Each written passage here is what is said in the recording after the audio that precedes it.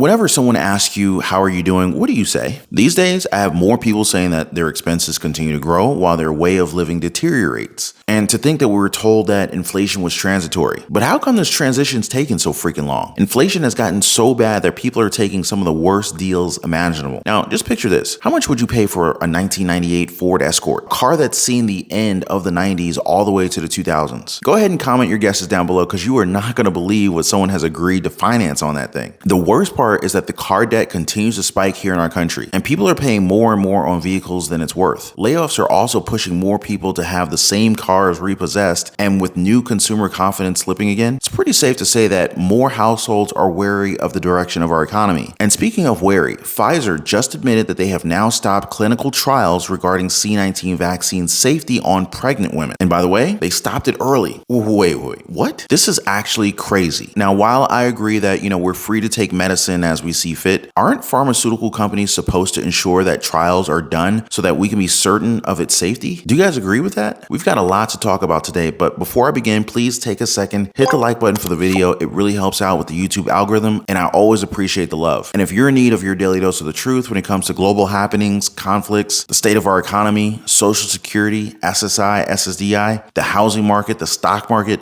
and everything that's going on in Washington, D.C. that affects our lives, our families, and our bank accounts, make sure to subscribe to the channel. And if you own a home, make sure your home is protected. Never be caught off guard by another very expensive, unexpected home repair again. Get your free home warranty quote. There's a link down below. It only takes like 15 seconds. Guys, life is fragile. That much is true with what we've been through these past few years. And given that we've experienced things we never thought that we would experience in our lifetimes, it's best to stay safe than sorry, which is why many are puzzled by Pfizer's decision to end C-19 vaccine pregnancy trials early, given that it's not just the mother's life that sits in the balance, but it's also the child's life as well. According to Pfizer's vaccine medical lead in Canada, quote, the study enrollment was stopped with incomplete numbers because recruitment was slow and it became unreasonable, inappropriate to randomize pregnant women to placebo, given the amount of observational evidence that the vaccine is safe and effective, coupled with increasing numbers of technical committees supporting immunization of pregnant women, end quote. They also said that they plan to get at least 4,000 pregnant women, but only 349 enrolled. And it's understandable that some women would be apprehensive to be involved with clinical trials given the fact that they're carrying a baby. Weirdly, the trial was listed as complete back in August 2022, although we haven't seen results on it. Now, take this with a grain of salt, but if you check the CDC's website, they're saying that getting vaccinated during pregnancy is completely safe, with evidence that it is not associated with fertility problems in both men and women. But, and I'm going to show you a screenshot of their actual website saying this, they do say that there is risk for complications during pregnancy. Okay, so let me get this straight. At the top of their own article, the CDC writes that the C-19 vaccination during pregnancy is safe and effective. But if you scroll down just a few inches, you'll see this, quote, at increased risk of complications that can affect your pregnancy and developing baby. For example, C-19 during pregnancy increases the risk of delivering a preterm or stillborn infant, end quote. It's right there, guys. They're talking about the risk of delivering a preterm or stillborn infant. They're not attributing it to the vaccine. Instead, they're saying that C-19 would be the blame in this case. Now, again, you guys are free to do and think what you want. You can do whatever you want with your body. If you think that you would be safer with vaccines, that's your call. If you don't want it, then you should also have the right to refuse. Although it is a bit worrying to see that the data provided by Pfizer and BioNTech was only based on a small number of trials. But what are your thoughts on this? Something else that's worrying in the state of our economy, given that the health crisis did put a lot of us in a very uncomfortable position, but I'm guessing that not many of us are in the same boat as this woman who went viral for buying a 1998 Ford Escort for $289. Oh, I'm sorry, my bad. $289 per month for the next 84 months. Now, I know my jaw hit the floor as well. Now, obviously, this woman was completely ripped off. That much is true. Sure, she's paying less than $300 a month on a car, but this thing's 25 years old. Now, you have to think, what parts have been replaced already? Are there any underlying issues that may not have been discussed? And did they mess with the odometer? Believe it or not, odometer fraud is a billion-dollar problem here in our country. You might never have heard of it, but it's a type of fraud that affects nearly 500,000 vehicles and costs American consumers more than $1 billion every year. It's called odometer fraud.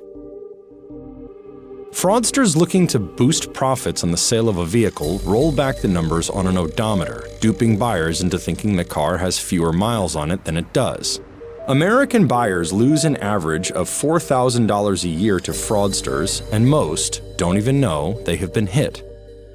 We would like to see justice for the individual that pays $45,000 for a car that's only worth $15,000.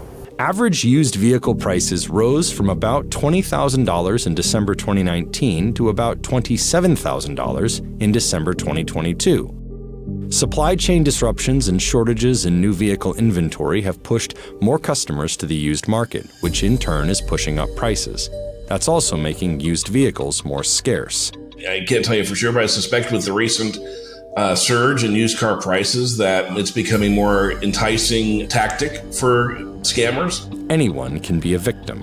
And as vehicle technology improves, so does the technology criminals use.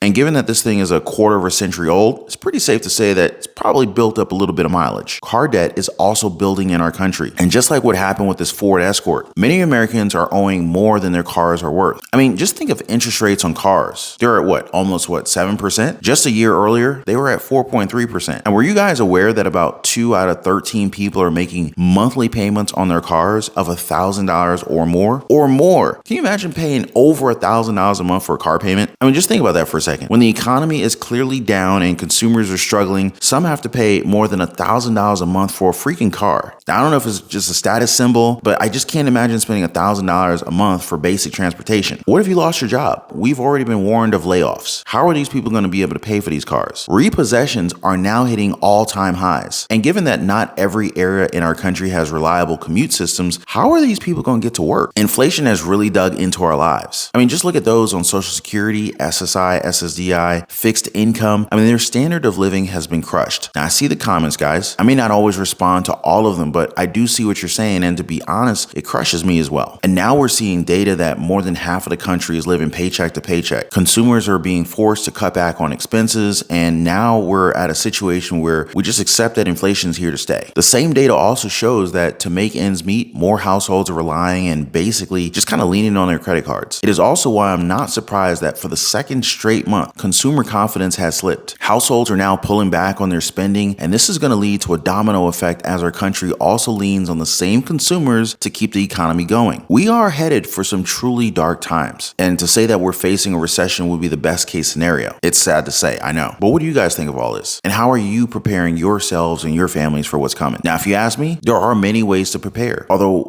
one thing that we should really focus on is obviously our cash flow. I'm going to be honest with you guys. I want to see all of you guys on the other side of these problems once everything's said and done. And I want you guys to flourish. If you guys want to join us over in the Patreon community where we talk about side hustles, investments, feel free to join us. There's a link for the Patreon community in the description of this video down below. We discuss creating multiple streams of income through side hustles, starting small businesses, investing in real estate, the stock market. Anyway, I'm looking forward to seeing more of you guys join over there. But before I go, please don't forget to drop a thumbs up for the video. Also subscribe for your daily dose of the truth. Appreciate you guys watching. I'll see you on the next one.